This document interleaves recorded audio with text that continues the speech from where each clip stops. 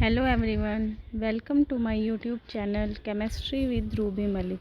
अब तक हमने अपनी क्लास में कोयल and petroleum, acid and base भी हमारा कंप्लीट हो चुका है। अब हम सीटेट के लिए कुछ पीवाईक्यू करेंगे।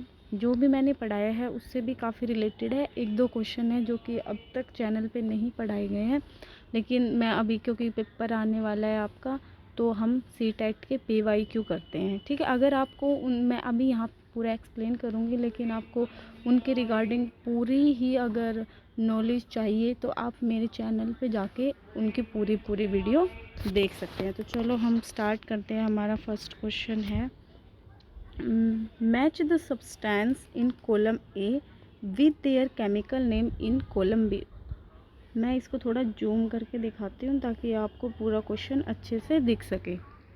ये देखिए क्या बोला, यहाँ पे आपको कुछ नेम दिए गए हैं, कुछ सब्सटेंस दिए गए हैं column A and column B के अंदर। आपको इनको मैच द फॉलोइंग करना है। अब क्वेश्चन आपके थोड़े ऐसे ही वे में आते हैं, आपको 3-4 पार्ट उसमें दे रखे होते हैं, मैच करना होता है, स्टेटमेंट 2 की फॉर्म में आते हैं, डायरेक्ट क्वेश्चन नहीं आते। अब ऐसा पैटर्न हो गया। अब देखो सिलेक्ट लाइन क्या होता है। सिलेक्ट लाइन होता है CaOH का होल ट्वाइस। इसको हम क्या बोलते हैं, सिलेक्ट लाइन। इसका नाम क्या बनेगा, कैल्शियम हाइड्रोक्साइड। यानी कि ए का आपका कौन सा हो गया, 4 वाला। अब देखो इनमें ए का 4 यानी कि आपका 3 और 4 ऑप्शन तो कट हो गया। उसके बाद हम चलते हैं टेबल सॉल्ट। जो भी आपको इसमें पहले आते हो आप उनको देख सकते हो। जैसे कि क्विक लाइम हो गया, क्विक लाइम को हम बोलते हैं CaO यानी कि कैल्शियम ऑक्साइड। ई के लिए 1।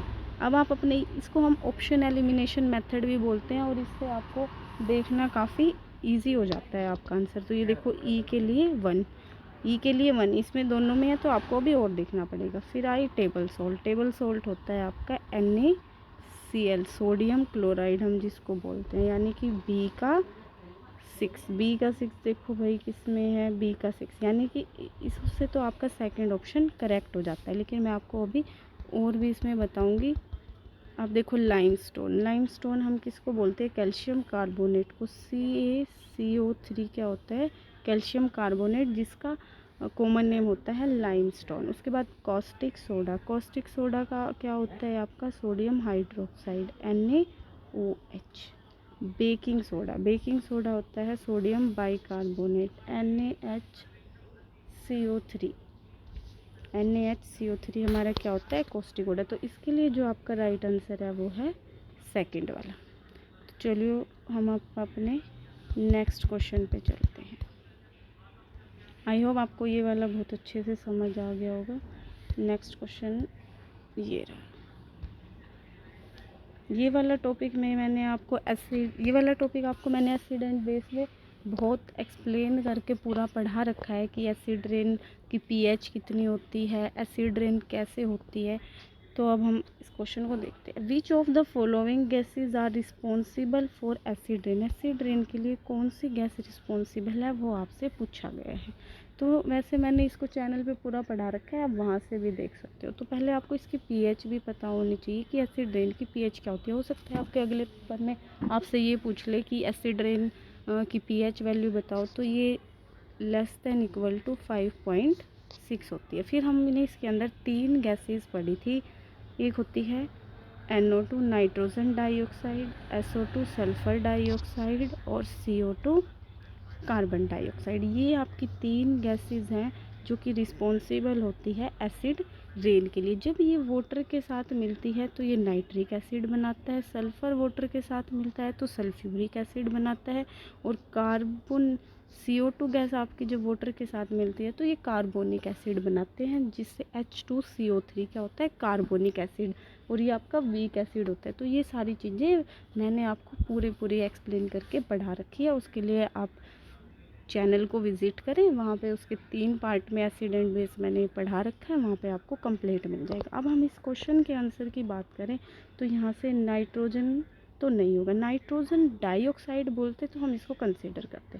सल्फ़र डाइऑक्साइड है, ये होएगा। नाइट्रिक ऑक्साइड है, अब बताओ क्या नाइट्रिक ऑक्साइड होगा, नाइट्रिक ऑक्साइड भी होगा, क्योंकि जो हम ये NO2 इसको बोलते हैं ना, नाइट्रिक ऑक्साइड भी हम इसको बोल देते हैं। तो इन दोनों से मिलके, यानी कि इसका पहला आंसर क्या होगा, डी। अगर इसमें आपको सल्फर डाइऑक्साइड दे रखा होता वो भी आंसर में आता है, कार्बन डाइऑक्साइड दे रखा होता तो वो भी आता। तो यहाँ पे राइट आंसर आपके दोनों है, सल्फर डाइऑक्साइड भी और नाइट्रिक ऑक्साइड भी।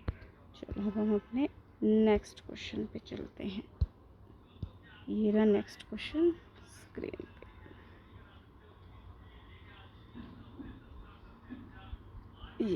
ये है मेटल एंड नॉन मेटल से रिलेटेड।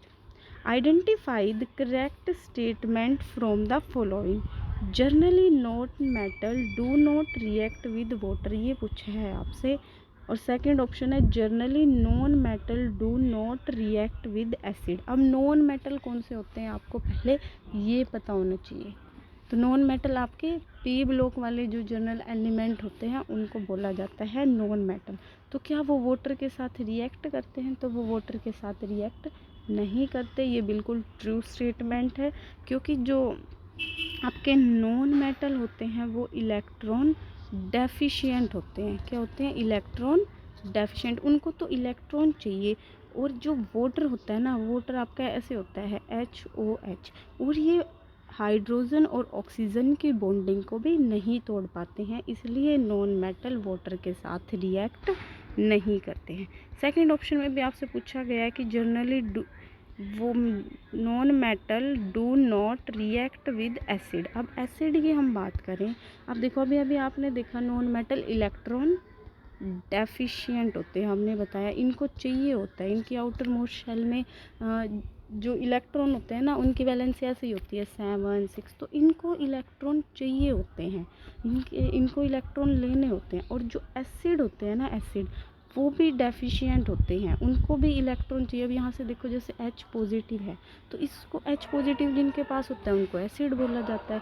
तो ये भी क्या करते हैं, ये दोनों ही दोनों ही स्पीसीज़ को यहाँ पे इलेक्ट्रॉन की ज़रूरत होती है।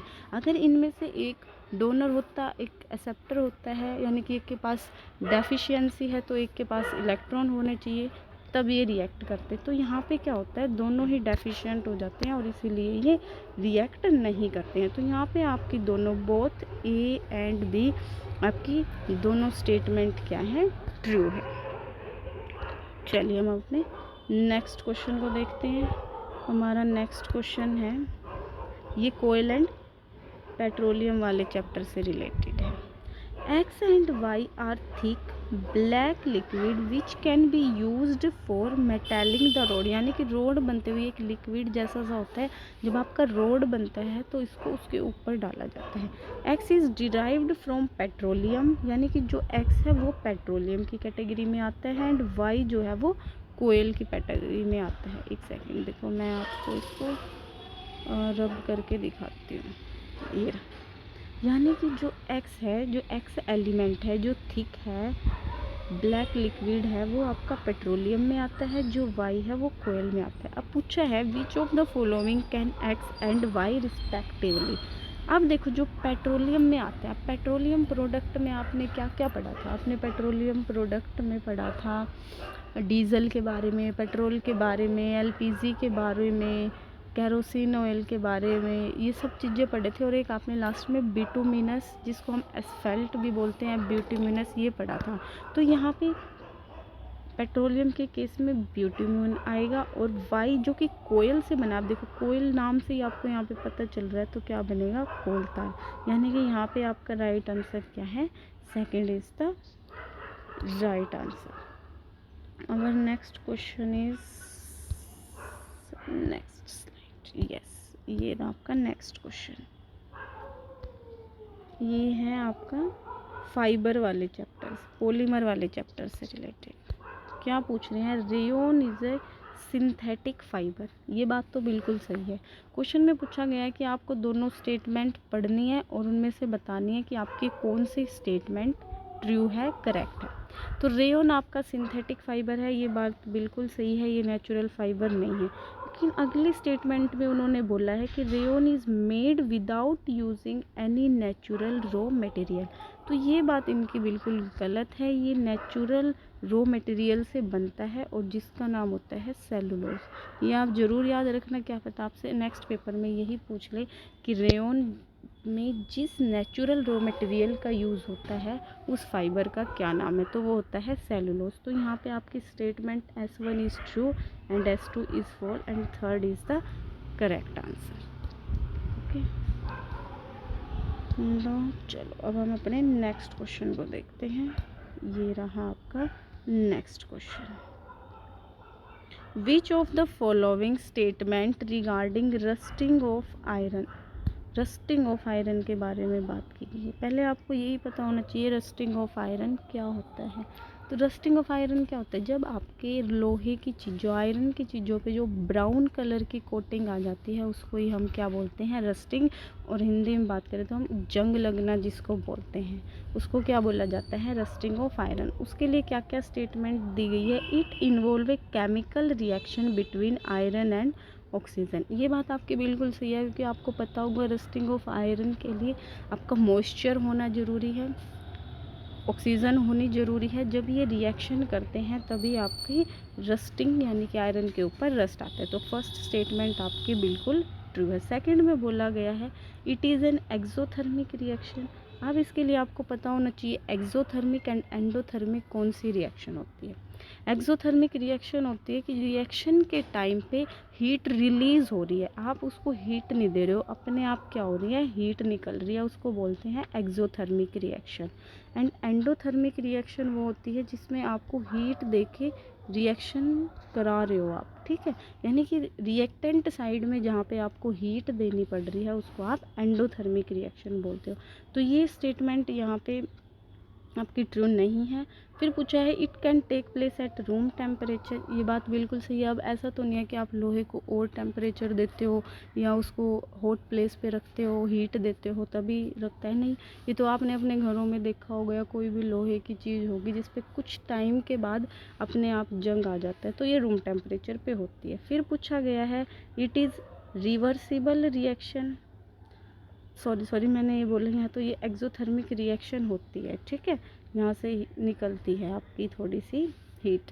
उसके बाद पूछा गया इट इज़ रिवर्सिबल रिएक्शन। अब क्या ऐसा होता है कि जिस लोहे पे जो जंग लगा है अब उस जंग से दोबारा लोहा बन जाएगा? ये ऐसा तो नहीं होता, तो इसलिए ये आपकी फॉल्स स्टेटमेंट है। एक्सोथर्मिक रिएक्शन वाली आपकी ट्रू स्टेटमेंट है। तो यहाँ पे आपकी ये तीनों A, B, C तीनों स्टेटमेंट क्या है रस्टिंग ऑफ आयरन के लिए ट्रू है, क्योंकि आप इसको हीट नहीं देते हो, बट जब रस्टिंग ऑफ आयरन होती है तो यहाँ से थोड़ी सी हीट रिलीज़ होती है, जिसकी वजह से हम इसको एक्सोथर्मिक रिएक्शन बोलते हैं, ठीक है। आई होप आपको ये समझ आ गया होगा रस्टिंग ऑफ आयरन वाला। अब हम नेक्स्ट क्वेश्चन देखते हैं। तो हमारा नेक्स्ट क्वेश्चन है आइडियल स्टेबल, ये आपका फिजिक्स का क्वेश्चन, ये आ गया भाई, ये आ गया, ये रहा हमारा next question. Read the statement given below and choose the correct option. It is recommended that acid should be added to water for diluting the acid and not vice versa.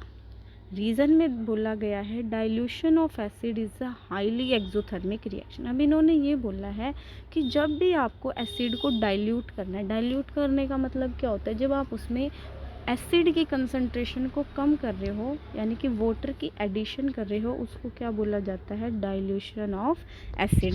तो इन्होंने बोला है कि आप वाटर के अंदर, ये मान लो आपके पास एक बिकर है, ये इसके अंदर पानी है, तो आपको इसके अंदर एसिड मिलाना है, ठीक है, ना कि एसिड के अंदर, ये एसिड है, ना कि एसिड के अंदर पानी मिलाना है। तो आपका ये वाली चीज़ बिल्कुल सही बोल रहा है कि आपको पानी के अंदर एसिड मिलाना चाहिए। और ऐसा क्यों करना चाहिए? क्योंकि dilution of acid is highly exothermic. ये तो मतलब बहुत ही ख़तरनाक होता है कि आप एसिड के अंदर पानी मिला रहे हो, बहुत ज़्यादा, ये बहुत हाईली एक्सोथर्मिक रिएक्शन होती है। उस टाइम पे आपका स्प्लैश हो सकता है और मतलब आपको कुछ क्या बोलते हैं, मतलब जल भी सकते हो, आपके कपड़ों पे अगर लग गया, हाथ पे कहीं पे लगे, क्योंकि स्प्लैश होएगा, वो एकदम बिकर जो है डिस्ट्रॉय हो जाएगा आपका। तो ऐसे नहीं करते हैं, आप क्या करते हो, पानी के अंदर थोड़ा थोड़ा ड्रॉप करके एसिड को मिलाते हो, स्टिर करते हुए, तो यहाँ पे आपके बोथ ए एंड आर दोनों स्टेटमेंट ट्रू है और आर उसकी करेक्ट एक्सप्लेनेशन है, क्योंकि वो हाईली एक्सोथर्मिक होती है, इसीलिए आपको पानी के अंदर एसिड डालना चाहिए, एसिड के अंदर पानी मिक्स नहीं करना चाहिए। ठीक है, आई होप आपको ये समझ आ गया होगा। हम नेक्स्ट क्वेश्चन देखते हैं। ये रहा भाई next question. Which of the following is not caused due to excessive use of fertilizer and pesticide। अब यहाँ पे देखो क्या पूछा गया है कि इनमें से आपको ये बताना है किसके यूज़ से सोयल की use of fertilisation and pesticide पे असर नहीं होगा। अब देखो नाइट्रिफिकेशन, अगर आप ज़्यादा यूज़ कर रहे हो फर्टिलाइज़र का, पेस्टिसाइड का, तो वहाँ पे जो नाइट्रिफिकेशन का मतलब होता है वहाँ पे जो नाइट्रोजन सोयल के अंदर होती है उस पर इफ़ेक्ट पड़ेगा। यूट्रोफिकेशन मतलब कि आपकी जो सोयल है उसमें पोषण कम हो जाएगा, हिंदी के देखें तो सुपोषण, यानी कि आपकी सोयल का जो पोषण है वो जल्दी ख़त्म हो जाएगा। और बायोमैग्निफिकेशन क्या होता है, ये आपका होता है कि सोयल से फिर वो, जैसे आपने देखा होगा सोयल से जो भी प्लांट वगैरह उसके अंदर आपने जो ग्रो कराई है, फिर उसको प्राइमरी लेवल वालों ने कंज्यूम किया है, फिर उससे जो बना है वो सेकेंडरी वालों ने, तो उनको उस सोयल से जितने फर्टिलाइज़र आपके अगले अगले लेवल वाले लोगों तक पहुंच रही हैं थ्रू द जो वहाँ से आपको प्रोडक्ट मिला है, यानी कि जो भी फूड मिला है, उसकी वजह से उसको क्या बोला जाता है, बायोमैग्निफिकेशन। तो यहाँ पे इन तीनों पे तो इफ़ेक्ट पड़ेगा, लेकिन सोयल इरोजन का मतलब क्या होता है, मिट्टी का कटना, मतलब बह बह के जाना, ऐसे मिट्टी तो नहीं जाएगी ना, तो इसलिए आपका यहाँ पे करेक्ट आंसर हो जाएगा फर्स्ट वाला ऑप्शन। ठीक है, आई होप आपको ये चारों, मैं आपको चारों ऑप्शन इसलिए समझा रही हूँ ताकि अगले आपके जो पेपर है क्या पता उसमें ऑप्शन से कोई क्वेश्चन बन जाए, तो हमें क्वेश्चन के सिर्फ आंसर पे ध्यान नहीं देना है, हमें वहाँ पे उसके जो चारों ऑप्शन है उससे क्या क्वेश्चन बन सकता है उन चारों को भी समझते हुए चलना है। नेक्स्ट क्वेश्चन है, which of the following statement is are true regarding rain water harvesting. अब रेन वाटर हार्वेस्टिंग क्या होता है कि बारिश के पानी को आपने बचा के रखना है, वर्षा के पानी को। ठीक है, तो यहाँ पे आपकी फर्स्ट स्टेटमेंट है, इट कंजर्व ग्राउंड वाटर, तो वह ग्राउंड वाटर को बचाते हैं, ये तो बिल्कुल सही स्टेटमेंट है। इट रिड्यूस लोकल फ्लडिंग, कि आपके एरिया में बाढ़ आने से भी बचाती है, अगर आप उस पानी को कहीं स्टोर कर लोगे तो वो बाढ़ आने नहीं देगी। इट क्रिएट ड्रेनेज प्रॉब्लम, तो क्या ये निकास संबंधी समस्याओं को उत्पन्न करता है, तो ये आपकी स्टेटमेंट ट्रू नहीं है। इसमें आप निकास से क्या करोगे, जब आप उसको स्टोर कर रहे हो, उसको यूज़ कर रहे हो।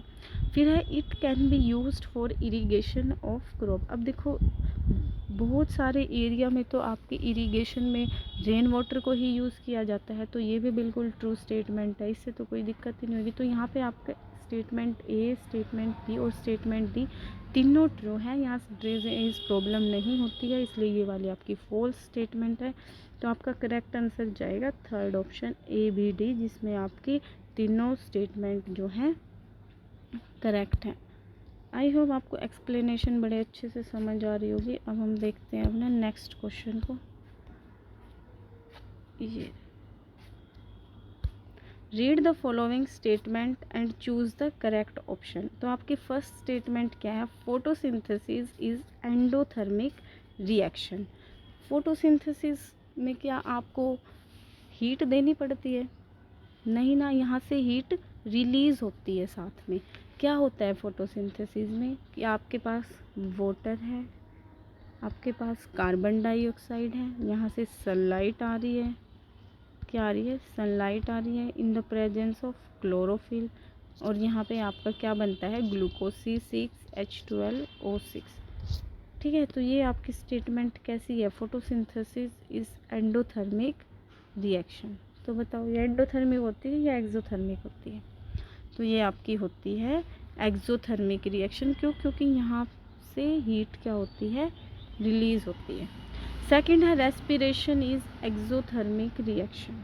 अब बताओ भाई रेस्पिरेशन एक्सोथर्मिक होती है या एंडोथर्मिक होती है।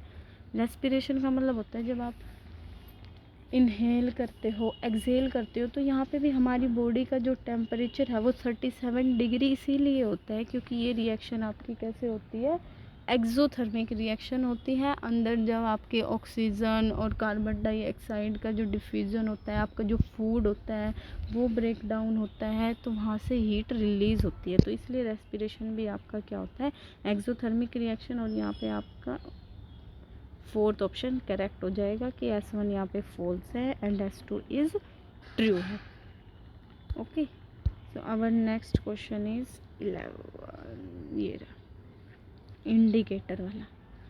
अब आपको इसके लिए पता होना चाहिए इंडिकेटर क्या होते हैं। तो इंडिकेटर भी आपके कुछ नेचुरल इंडिकेटर होते हैं, कुछ आपके आर्टिफिशियल होते हैं या सिंथेटिक आप बोलते हो। इनसे भी आप ये पता लगा पाते हो कि आपके इसमें एसिड प्रेजेंट है या बेस प्रेजेंट है। जब आपको एसिड बेस को आइडेंटिफाई करना हो तो आप इंडिकेटर्स का यूज़ करते हैं। अब फर्स्ट आपका देखो इंडिकेटर है टर्मरिक। टर्मरिक आपकी पहले आपको पता होना चाहिए कि ये नेचुरल है या सिंथेटिक है। तो ये आपकी नेचुरल क्या होती है, इंडिकेटर होती है। तो इन्होंने पूछा है कलर चेंज इन एसिड। तो एसिड के अंदर आपने पता होगा टर्मरिक का कोई कलर चेंज नहीं होता, बट बेस के अंदर कलर चेंज हो जाता है। और चेंज होके कौन सा कलर होता है, अब ये तो मैं आपको डेली लाइफ से भी बता देती हूँ। आपने कभी देखा होगा आपके कपड़ों पे कुछ सब्जी वगैरह का दाग लग जाता है, तो उसके बाद जब आप उसको वॉश करते हो, उसके ऊपर सोप या डिटर्जेंट लगाते हो, तो वो रेडिश ब्राउन कलर का हो जाता है।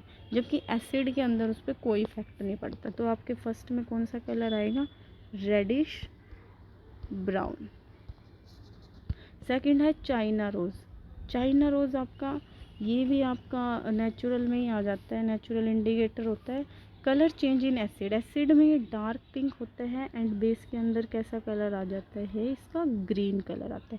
फिनोफ्थलीन एसिड के अंदर, ये फिनोफ्थलीन आपका ये सिंथेटिक होता है, लाइब्रेरी मतलब आपको लैब वगैरह में मिलता है। एसिड यहाँ पे कलरलेस रहेगा, कोई चेंज नहीं होगा और बेस में पिंक कलर आएगा, बिल्कुल ठीक है। मिथाइल ऑरेंज का एसिड में कलर ऑरेंज ही रहता है एंड बेस के अंदर पिंक कलर होता है। तो यहाँ से आपका फर्स्ट ऑप्शन क्या हो जाएगा, बिल्कुल करेक्ट हो जाएगा। हमारा नेक्स्ट क्वेश्चन है 11 हो गया, flame. The colour of flame depends on. अब आपको यहाँ पे 2-3 बातें और पता होनी चाहिए। ये आपकी कैंडल है, इसकी फ्लेम है। यहाँ पे आपके 3 पार्ट होते हैं। एक होता है आउटर मोस्ट पार्ट जो कि सबसे हॉटेस्ट पार्ट होता है। एक आपका होता है मिडल पार्ट जो आपका मॉडरेट ही हॉट होता है, और ये होता है आपका सबसे इनर पार्ट। इनर पार्ट क्या होता है, बिल्कुल ही लो यहाँ पे टेम्परेचर होता है, लो होता है। तभी कुछ लोग इसमें से ऐसे उंगली घुमाते हैं ना, ऐसे ऐसे करते हैं, तो उनको गर्म नहीं लगता है, क्योंकि इनर वाला जो पार्ट होता है वो आपका सबसे लीस्ट हॉट होता है। आपको अब इनके कलर भी पता होने चाहिए, पेपर में कई बार कलर भी पूछते हैं। तो जो आपकी आउटर मोस्ट पार्ट होता है, आउटर मोस्ट का कलर होता है ब्लू कलर। जो आपका मिड वाला होता है वो होता है येलो कलर, और जो सबसे इनर वाला होता है ब्लैक कलर। ठीक है, अब यहाँ से पूछा क्या गया है, the colour of flame. Flame के कलर की ही बात पूछी गई है कि वो किस पे डिपेंड करता है। तो नेचर ऑफ कंबस्टाइल सब्सटेंस बिल्कुल डिपेंड करता है। अब आपके अलग अलग सब्सटेंस की फ्लेम अलग जाती है, किसी की बिल्कुल रेड ही जाती है, किसी में अगर आप उसको बर्न करते हो तो बहुत ही ब्लैक होता है। दूसरा है ऑक्सीजन सप्लाई। तो ये दोनों ही कंबस्टाइल सब्सटेंस पे भी डिपेंड करेगी और ऑक्सीजन की सप्लाई पे भी डिपेंड करेगी। टेम्परेचर ऑफ द सराउंडिंग इस पे डिपेंड नहीं करेगी। तो आपका ए एंड बी क्या हो जाएगा, यहाँ पे करेक्ट आंसर हो जाएगा। नेक्स्ट क्वेश्चन की बात करते हैं। The atomic number of A is 13 and the atomic number of B is 17। और आपको यहाँ पे केमिकल फॉर्मूला बनाना है। तो सबसे पहले आपको क्या करना है, इनकी आपको कन्फिग्रेशन लिखनी है। एक सेकेंड, क्या करना है, कन्फिग्रेशन लिखनी है। तो ए के लिए कन्फिग्रेशन क्या आएगी, 13 के लिए हो जाएगी 2, 8, 10 एंड 3 13। यार एक सेकेंड, 2, 8, 3। अगर हम बी की बात करें, बी है 17, वो हो जाएगा 2, 8, 7। अब आपको इन दोनों को मिला के एक कंपाउंड बनाना है। अब आपको पता होता है कि जब लेस देन 4 होती है तो हम उसी को वैलेंस इलेक्ट्रॉन मतलब वैलेंसी मानते हैं, और जब 5 4 से ज़्यादा होती है तो हम 8 में से माइनस करके लेते हैं। तो इस केस के लिए आपके पास -1 है, इसके लिए +3 है। अब आ जाओ, इतना पता चल गया। अब आपका ये ए है, ये बी है। ए के लिए आपके पास वैलेंसी है +3, बी के लिए है -1। इनको यहाँ से क्रॉस करके लिख दो, यानी कि AB3, और ये क्या बन गया आपका कंपाउंड, ऐसे बनेगा इन दोनों से मिलके। तो जब भी आपको ऐसा कोई क्वेश्चन आए तो आपको ऐसे ही करना है, पहले इनकी कॉन्फ़िगरेशन लिखनी है, फिर इनकी वैलेंसी देखनी है, फिर आपस में इनको ऐसे क्रॉस मल्टीप्लाई करके लिख देना है। तो यहाँ से सेकंड आपका क्या है, करेक्ट आंसर है। नेक्स्ट क्वेश्चन देखते हैं, एंड ये हमारा लास्ट क्वेश्चन है इस स्लाइड का। आई होप आपको ये PYQ बड़े अच्छे से समझ आ रहे होंगे। इनसे भी बहुत सारे क्वेश्चन, इनके ऑप्शन से बहुत सारे क्वेश्चन आपको पेपर में मिल जाएंगे।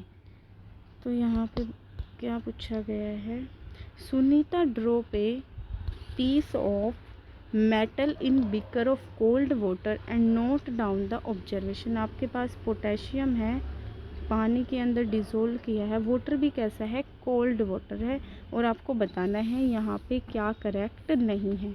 तो पोटेशियम रिएक्ट वोलेंटली विद वाटर। ये जो पोटेशियम होता है वो आपका सबसे हाईली क्या होता है, रिएक्टिव होता है आपका मेटल। पोटेशियम आपका सबसे हाईली रिएक्टिव होता है, तो ये वाटर के साथ जल्दी से रिएक्ट कर देता है। फर्स्ट स्टेटमेंट आपकी ट्रू है।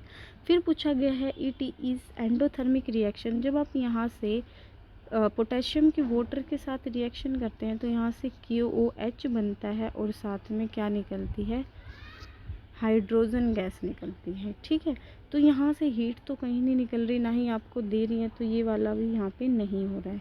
हाइड्रोजन गैस इज़ इवोल्व, तो यहाँ से हाइड्रोजन गैस निकल रही है, ये तो ट्रू है। Pop sound is heard. अब आपने देखा होगा जब आप ये पता लगाते हो कि यहाँ से कौन सी गैस निकल रही है, तो हाइड्रोजन के केस में आपका जो एक्सपेरिमेंट होता है वहाँ से पॉप साउंड आती है। तो ये वाला भी ट्रू है, ये वाला भी ट्रू है, ये एंडोथर्मिक नहीं होती। सेकंड स्टेटमेंट आपकी यहाँ पे नोट करेक्ट है, तो second is the right answer. I hope आपको सभी क्वेश्चंस की एक्सप्लेनेशन अच्छी लगी होगी, समझ में आई होगी। अगर फिर भी आपको कोई डाउट हो तो आप कमेंट सेक्शन में पूछ सकते हैं, एंड इनकी डिटेल एक्सप्लेनेशन देखने के लिए आप मेरे चैनल पे जाके वीडियो को पूरा देखिए। Thank you so much, bye.